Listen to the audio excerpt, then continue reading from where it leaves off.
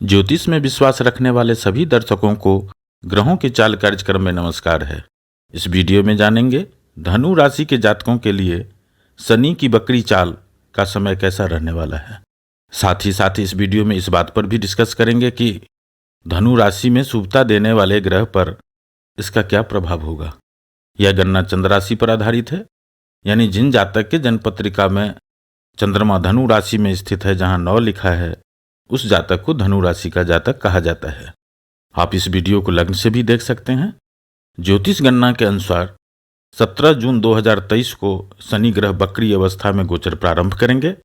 इस समय में ग्रहों के चाल इस तरह रहेंगे। मित्रों, धनु राशि वालों के लिए बृहस्पति ग्रह, मंगल ग्रह और सूर्य ग्रह, यह 3 ग्रह को ही योग कारक ग्रह कहे गए हैं, यानी हमेशा शुभ फल प्रदान करने वाले ग्रह कहे गए हैं। इसलिए इस वीडियो में जब शनि ग्रह 140 दिन के लिए वक्र अवस्था में गोचर करेंगे, उस समय में शुभता देने वाले ग्रहों की स्थिति क्या रहेगी और यह क्या प्रभाव देंगे, इसका भी चर्चा हम इस वीडियो में करेंगे। और वीडियो के अंत में क्या सावधानी रखनी चाहिए, उपाय के बारे में भी बात करेंगे, क्योंकि आप जानते ही हैं कि मेरा सुझाव रहता है कि टोना टोटका के चक्कर में ना पड़े। यहाँ जो भी बात करेंगे शास्त्र के अनुरूप होगा और वैज्ञानिक दृष्टिकोण से भी आप इस बात को समझ पाएंगे।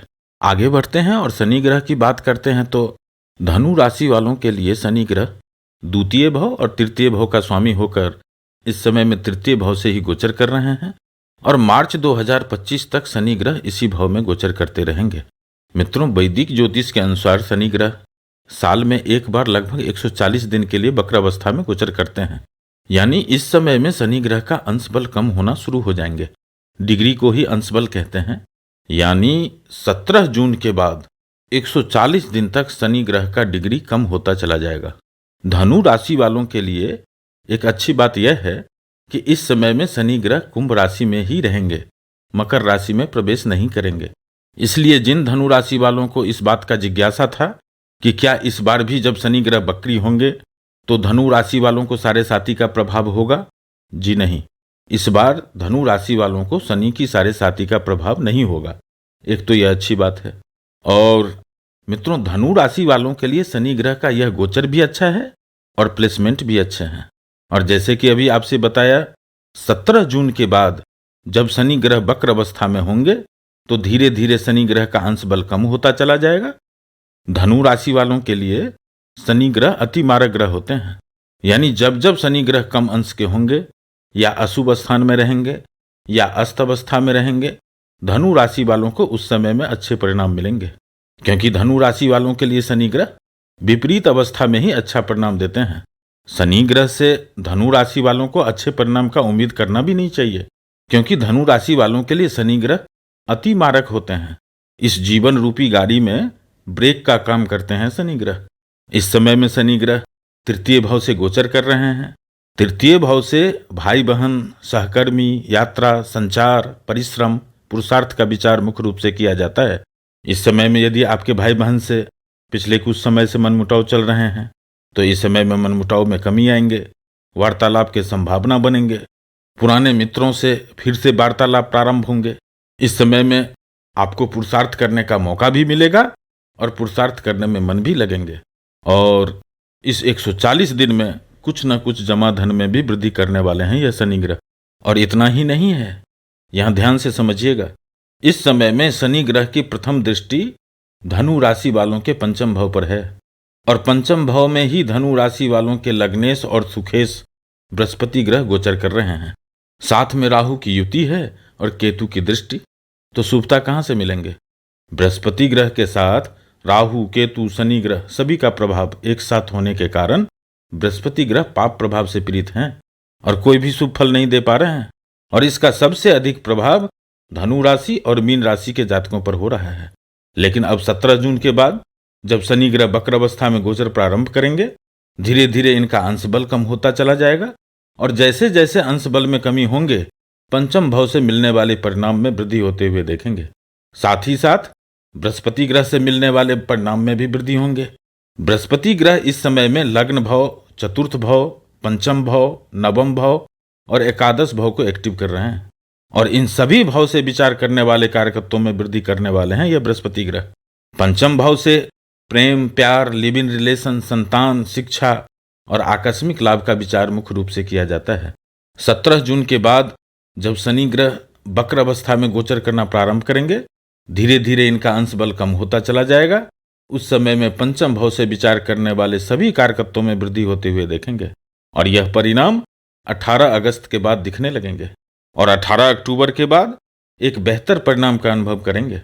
इस समय में जो लोग प्यार कर रहे हैं और शादी करना चाहते हैं, जो लोग जीवन साथी के इच्छुक हैं, जो लोग लिव इन रिलेशन में रह रहे हैं, उनके लिए सपोर्टिव समय रहेंगे। यह सपोर्टिव समय शनि के द्वारा पाप प्रभाव में कमी होने के कारण हो रहा है।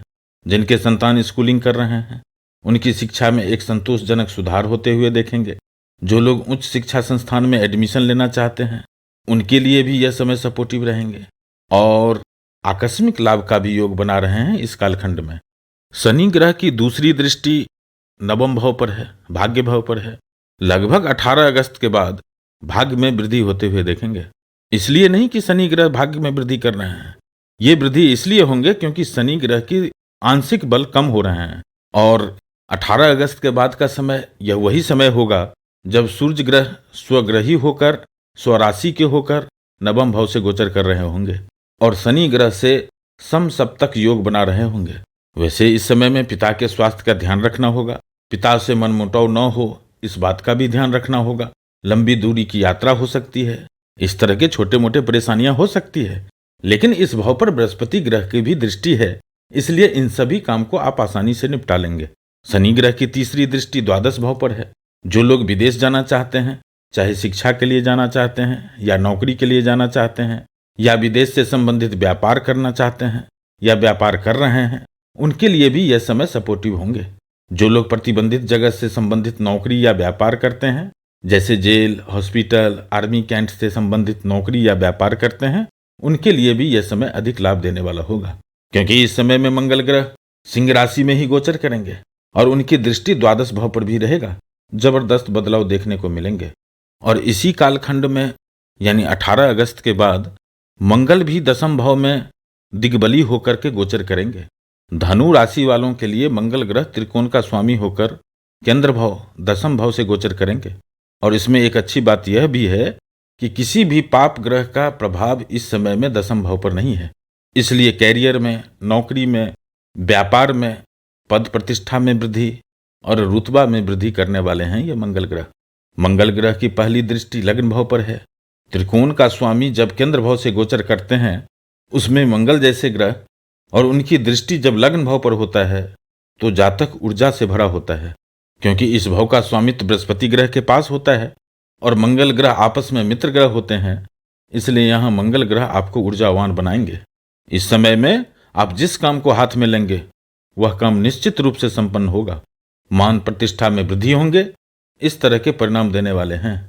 लेकिन एक सावधानी भी रखनी है क्योंकि मंगल आग का कारक है और धनु राशि अग्नि तत्व राशि है, इसलिए क्रोध पर संयम रखें।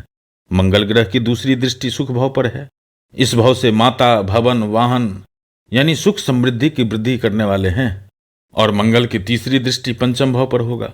इस भाव का स्वामी भी मंगल ग्रह ही होते हैं, इसलिए यह समय कुछ खास बदलाव के होंगे और इस परिणाम में और भी बदलाव 18 अक्टूबर के बाद देखने को मिलेंगे जब शनि ग्रह मंगल के घनिष्ठा नक्षत्र से गोचर करना प्रारंभ करेंगे। ओवरऑल अगले 140 दिन का समय धनु राशि वालों के लिए बेहतर रहने वाले हैं। मित्रों, अब सावधानी की बात कर लेते हैं तो जिन जातक के जन्मपत्री में शनि ग्रह इस भाव में बैठे हैं, पहला भाव जहां 9 लिखा है, चौथा भाव जहां 12 लिखा है, 7वां भाव जहां 3 लिखा है और 11वां भाव जहां 7 लिखा है, यदि आपके जन्म कुंडली में शनि ग्रह इस भाव में हैं तो आपको स्वास्थ्य के प्रति सावधानी रखना चाहिए।